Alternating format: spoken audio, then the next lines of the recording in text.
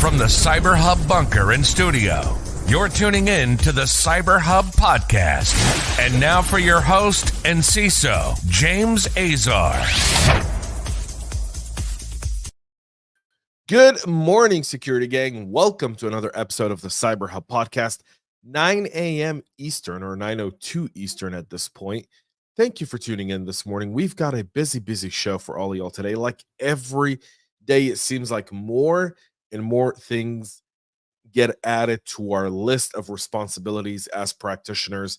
I'm really excited to share that tomorrow I will be dropping a Friday conversation episode with my good friend, fellow practitioner, Sue Barragamo. We talk about the SEC cybersecurity rules. We talk about Joe Sullivan. We talk about a lot of really great things, some really good tidbits there. And my favorite part is, she goes, when she wrote her book, Sue, she said, so you want to become a CISO? And there's a whole chapter about that. We talk a little bit about that as well. So make sure you tune in tomorrow at 1 p.m. Eastern for that episode. It's going to be really special. Check out our Substack for some exclusive content as well. And without further ado, join me for our coffee cup of cheers this morning. Coffee cup cheers, y'all.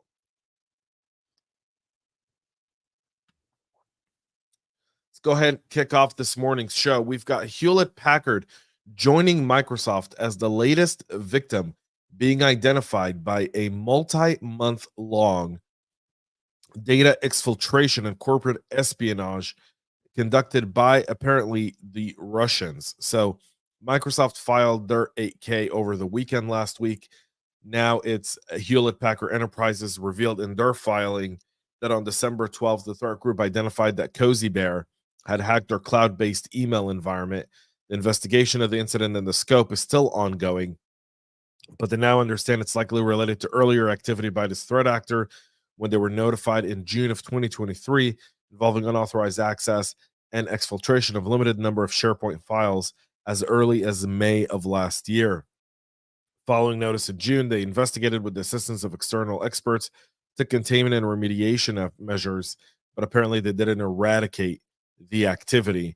Instead, they just kind of followed the basic trail. They didn't really go deep, and I think that's one of the challenges of forensics, right? The difference between when do you go all the way through, because those are costly and they're very expensive and they take a lot of resources, to this is what we've identified, this is what we can see, let's go ahead and move on. It's likely that the attackers used the password spray attack to compromise a legacy non-production tenant, then leverage those account permissions to access corporate emails. That's what happened with Microsoft. The company doesn't expect the incident to have any sort of material impact, but then again, they don't know the full scope yet of everything. So how could they know? And that's one of the challenges with the SEC filing rules is, well, we don't expect material impact. Okay, this is 4 days in that you're reporting this. How could you know? So just saying, there's something to be said about that. And so there's that. New York fintech EquiLend says its operations have been disrupted after some systems were taken offline on Monday of this week. Following the incident, the technology, data, and analytics company also detected unauthorized access on its network, and it's now working to restore all affected services. In a statement to Bleeping Computer, they said on January 22nd, EquiLend identified a technical issue that placed portions of their systems offline. They immediately launched an investigation, identified a cybersecurity incident involving unauthorized access to their systems, took steps to secure the environment, and are working to methodically restore the involved services as quickly as possible. They've hired a third party expert to investigate the breach. The company has yet to disclose if any company or customer data has been stolen. Again, this is really fast here. News of the attack come less than a week after EquiLend announced that it will be acquired by private equity firm Welsh, Carson, Anderson, and Stowe. The transaction was set to close in Q2 of this year, pending regulatory approval. So we'll see the nature of the attack, and we'll get more information as it becomes available. And like always, we'll follow up and share that with all of y'all here. If you're using Jenkins for your CI/CD automation, there's 9 security flaws that have been resolved, including a critical bug that, if successfully exploited, could result in remote code execution. The CVE for that specific flaw is 2024-23897. It's been described as an arbitrary file read vulnerability through the built-in command line interface. Jenkins uses the args4j library to parse commands, arguments, and options on the Jenkins controller while processing CLI command. This command parser has a feature that replaces an @ character followed by a file path in an argument with the file's contents.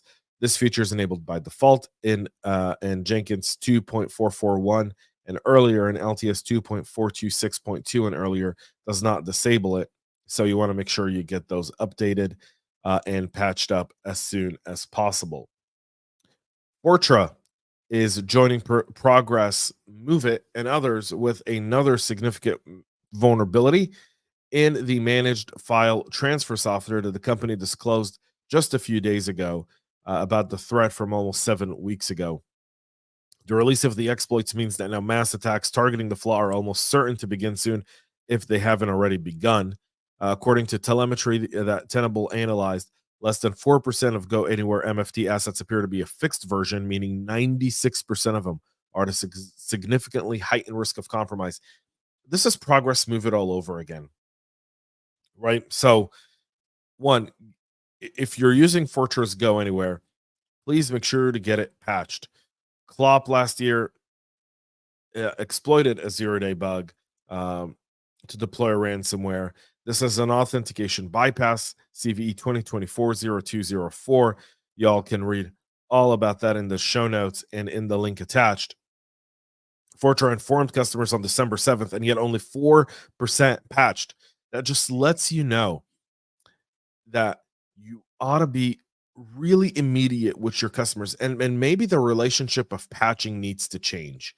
Maybe the relationship of 0 days between a provider to a customer needs to change, because one could argue that the provider of the software with the 0 day is taking on all the risk, while the customer might be taking reputational risk and data risk. At the end of the day, they're going to sue and try to recover from the service provider, this being Fortra. Maybe there's an argument to be made that 0 days should be automatically patched by the vendors the moment they're discovered with the patch, in coordination with the customer, but within 7 days. And if the customer doesn't patch it within a specific period of time, then shouldn't that responsibility and that burden be laid on the customer?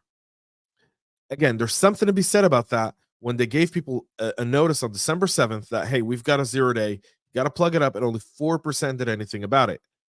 Is that a Fortra problem or is that a customer problem? It's a worthy debate to be had, and one definitely worthwhile to discuss.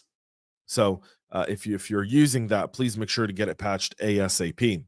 Cisco on their end are also announcing patches for a critical severity vulnerability in their multiple unified communications and contact center solution products. CVE 2024-20253 was a CVSS score of 9.9 exists because user provided data is not properly processed when read into memory. An attacker could exploit this vulnerability by sending a crafted message to a listening port of an affected device.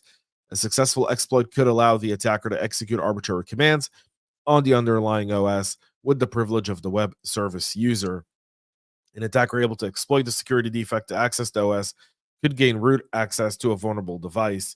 The flaw impacts the default configuration of Packaged Contact Center Enterprise, Unified Communication Manager IM and Presence Service, Unified Communication Manager Session Management Edition, Unified Contact Center Enterprises, Unified Contact Center Express, Unity Connection, and Virtualized Voice Browser. You want to make sure to get those patched ASAP as well. GitLab joins another one with over 5,300 internet exposed instances that are vulnerable to CVE 2023-07028, a zero-click account takeover flaw that GitLab warned earlier about this month. This has a perfect 10 score on the CVSS scale. It does allow attackers to send password reset emails for a targeted account to an attacker-controlled email address, essentially allowing them to take over the account. We talked about this earlier this week, or I believe it was last week, and the issue still commences. There's still 5,300 internet exposed instances of this still available. This goes to our story with Fortra's GoAnywhere MFT.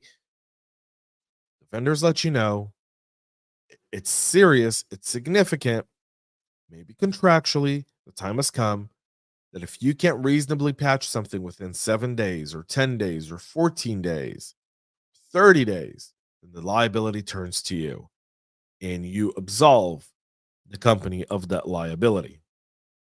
Something to be said about that. 721 of these, by the way, exist, are in Russia, 730 in Germany, 964 are in the US, and 503 are in China. Iran's got 98, and France with 298 as well. So you can see that there's a slew of these all over the world that are still unpatched and need to be addressed. And in wrapping up our news for this week and for the show today, cybercriminals stole $1.7 billion from crypto funds in 2023 as attacks continue to proliferate. That's $1.7 billion in cryptocurrency platforms. That's down from by about $2 billion, which was the record high set the previous year. But despite the drop in money lost, the number of individual incidents targeting these platforms grew. And again, there's significant stuff there. North Korea heavily targets these platforms. So does Iran, and so do others who are on sanction lists. And you can see the list here. Mixon Network lost $200 million. Euler Finance, $197 million in crypto. HTX, $113.3 million in losses. Polynex, $130 million in losses. These are significant. These are not recoverable, y'all.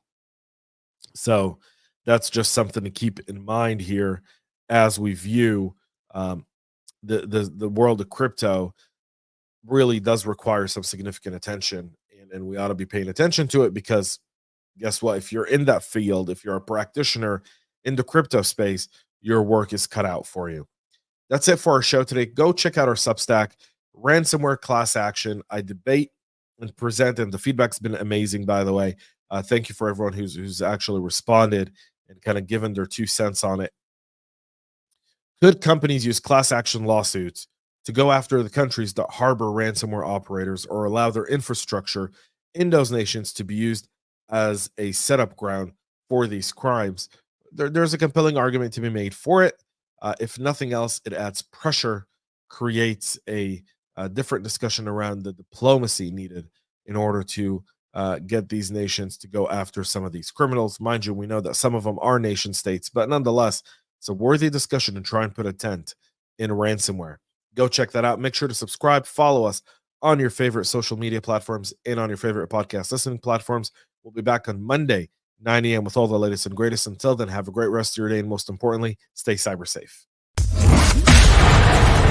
We love feedback, so make sure to connect with us on social media and subscribe to our podcast on your favorite podcast listening platform.